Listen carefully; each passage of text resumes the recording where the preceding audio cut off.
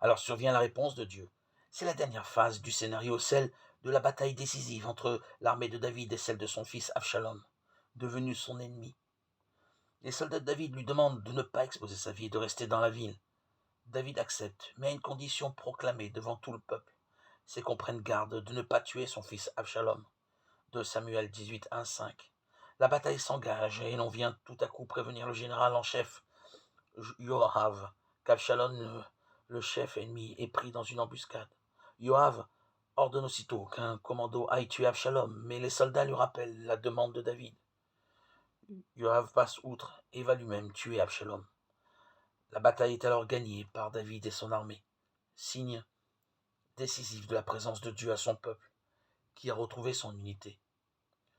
Deux hommes vont annoncer à David la victoire. Le premier a très bien compris que ce serait terrible pour David d'apprendre en même temps la victoire et la mort de son fils. L'autre, un mercenaire couchite, n'a rien compris. Le premier messager arrive et lui dit « Béni soit Dieu qui a donné aujourd'hui la victoire à mon seigneur le roi. » Et tout de suite David n'a qu'une question. Qu'en est-il de mon fils Absalom?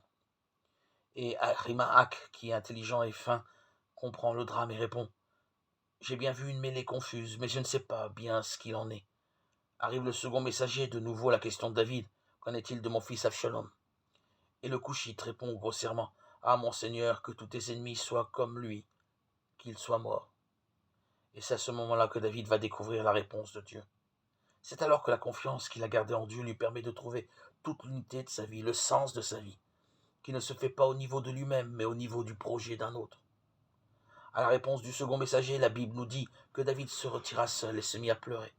Il disait en sanglotant Absalom, Absalom, mon fils Absalom, que ne suis-je mort à ta place? 2 Samuel 18, 28. Et dans ses pleurs, progressivement, David entend et comprend que la réponse à la formidable et terrible question qui lui avait été posée par son péché n'était pas celle qu'il pensait. Il ne s'agit ni d'une colère, ni d'une vengeance. En effet, au-delà du désarroi et de la peur, en face de ce qui fut méchanceté de son fils, il retrouve en lui-même quelque chose de plus profond. Un pouvoir créateur de bonté et de miséricorde, des sentiments d'infinie affection. Si lui, David, tout mauvais, tout médiocre, et atteint par le mal qu'il est, veut prendre la place de son fils mort et lui redonner la vie. Absalom, Absalom, mon fils. Alors il comprend que, à plus forte raison, Dieu veut la vie, que Dieu est Père, que Dieu, dont l'amour est infini, lui a pardonné tout infidèle qu'il avait été. David comprend en même temps qui est Dieu et qui il est, lui, David. Il découvre le sens de toute sa vie, familiale, professionnelle et religieuse.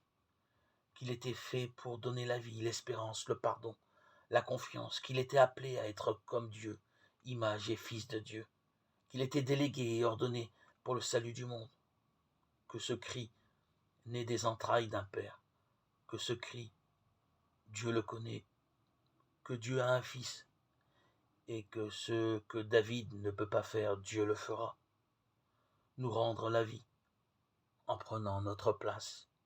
Ainsi David découvre, en face de Dieu, le projet, le but, la cible réelle de sa vie.